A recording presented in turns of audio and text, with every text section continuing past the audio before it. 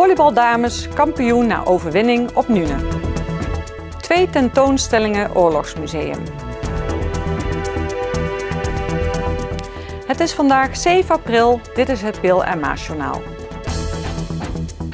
Met 110 deelnemers kan Zwemloop Venray terugkijken op een geslaagd evenement. De 13e editie trok meer atleten dan vorig jaar die in de verschillende leeftijdsklassen en afstanden van start gingen. De nieuwe discipline, de estafette, werd gewonnen door het trio Vera Wismans, Marcel Martens en Anne Rijntjens van de organiserende vereniging ATV Venray. De andere teams werden gevormd door ervaren en beginnende triatleten die alle vol losspraken over dit onderdeel. Het was een mooie, laagdrempelige manier om kennis te maken met het triathlonsport. ATV Venray was bijzonder succesvol tijdens de zwemloop. Bij de jeugd waren er eerste plaatsen voor Vera Verstegen en Vera Wismans. Roan de Greef, Jona Puts en Stef Bruins werden tweede. Op de 500 meter zwemmen en 5 kilometer hardlopen ging Anne Rijntjes als eerste over de streep. De volleybaldames van Active Roy zijn kampioen geworden in de promotieklasse D. In Nune was een 1-3 zege genoeg om de titel te grijpen. Het leek bijna een formaliteit, nog winnen van de laatste op de ranglijst, om dan het kampioenschap te kunnen vieren. Toch ging het iets moeizamer dan verwacht. De Venrayse ploeg haalde de overwinning minder gemakkelijk binnen dan verwacht. En de tegenpartij gaf 2 sets lang uitstekend weerstand. De zenuwen speelden tijdens de wedstrijd bij de Venrayse dames een grote rol. Ja, we waren met ons hoofd denk ik al de hele week ermee bezig. En je moet het nog wel even doen. En dan is het toch de zenuwen die dan wel echt om de hoek komen kijken. En die waren er te veel eigenlijk. En waardoor we echt heel slecht speelden, mag ik wel zeggen. Dus, maar goed, het is wel gelukt en dat moeten we gewoon vieren. Had jij een moment dat je zelfs dacht van het gaat niet lukken vandaag? Er waren wel momenten dat ik dacht, we krijgen het heel moeilijk. Dat we echt weer op gelijke stand kwamen naar heel veel slechte servicepasen. Maar ik moet zeggen echt dat we het kampioenschap vandaag niet zouden behalen. Dat moment heb ik eigenlijk niet gehad. Want op een gegeven moment stonden we dan ook 1-0 voor, 2-0 voor. En dan weet je, je hoeft niet met 4-0 te winnen of met 3-1. Je mag ook sets laten liggen. Dus ja, dat scheelde wel. En met de overwinning speelt Active Roy volgend seizoen in de 3e divisie. Een droom die en voor de vereniging en voor de speelsters uitkomt. Ja, dat denk ik wel. Ja, volgens mij, even kijken, een jaar of 4, 5 geleden is Active begonnen aan dat we hogerop willen. Ja, en het heeft gewoon... Ze zijn feest aan het vieren. Het heeft nou gewoon een jaar of 4, 5 geduurd. Ja, en dan behaal je het toch. Ja, dat is gewoon top. Dan heb je het goed, ja... Meer kan ik er niet over zeggen. Ja, zeker. Ik ben eigenlijk al vanaf het moment dat we dat plan hadden, we gaan naar de divisie, ben ik er al ieder jaar weer mee bezig. En we hebben al een paar keer dat we in de top 3 zaten, of top 4. En dat we zo dichtbij waren en dan net weer weggaven. En nou eindelijk gelukt. Hoe kan het dat het dit jaar wel gelukt is? Ja, sowieso is Bianca teruggekomen en ze is heel goed, maar ze geeft ook gewoon vertrouwen van ze is er weer. En, we hebben dit jaar wel echt een sterke selectie gewoon en we hebben genoeg man.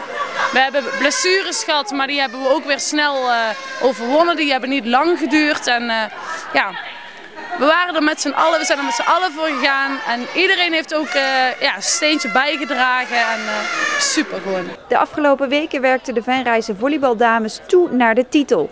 Maar er werd ook al nagedacht over een toekomst in de landelijke divisie. Volgens mij, daar hebben we de afgelopen week al over nagedacht. Ja, de afgelopen week al over gesproken. Wat gaan we volgend jaar doen en wie gaat er mee naar de divisie en hoe gaan we verder. Dus ja, eigenlijk zijn we er nu al mee bezig. Ik denk komende week genieten van het kampioenschap en daarna weer volle bak trainen. Na de overwinning in Nune kwam een supporter meteen met een dienblad vol bier de zaal in, zodat de dames konden proosten op het succes.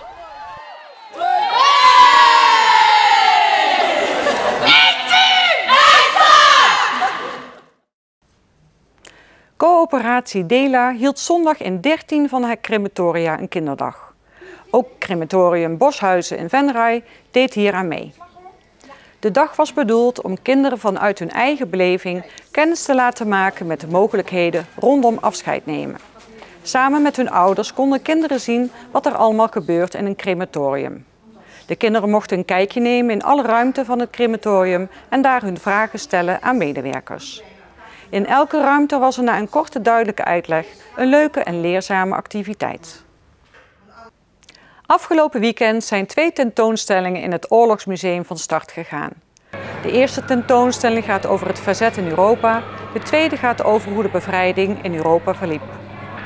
De tentoonstellingen tonen de verschillen in de landen en gebieden als het gaat om verzet en bevrijding. We hebben soms de neiging om bijvoorbeeld bij de bevrijding in Nederland te denken dat het heel vaak gebeurde met de vlag in top. Maar dat was niet altijd zo. Ook in Nederland waren er plekken waar die bevrijding helemaal niet gevierd werd, zoals in deze omgeving rondom Venray en Overloon en zo. Maar ook in andere landen kreeg de bevrijding natuurlijk soms een heel navrant kantje. De bevrijding van de Duitsers leverde soms de bezetting van de Russen op. Ja goed, en op die manier is bevrijding dus niet zo'n containerbegrip, zeg maar, als dat we eigenlijk alle dachten. Met deze exposities wil het Oorlogsmuseum een nuance aanbrengen in de ideeën over verzet en bevrijding. De oorlog bestaat eigenlijk niet. Je kunt hooguit spreken over de periode van de oorlog. Maar in die oorlog gebeurde er van alles. En iedereen maakte die oorlog op zijn eigen manier mee. En we proberen eigenlijk met onze tentoonstellingen steeds vaker de nuancering aan te brengen. En eigenlijk mensen van het idee af te helpen dat je over het verzet of de bevrijding, over de oorlog zou kunnen praten. Daar kun je wel over praten, maar dan vergeet je eigenlijk hoe die verschillen eigenlijk vaak lagen.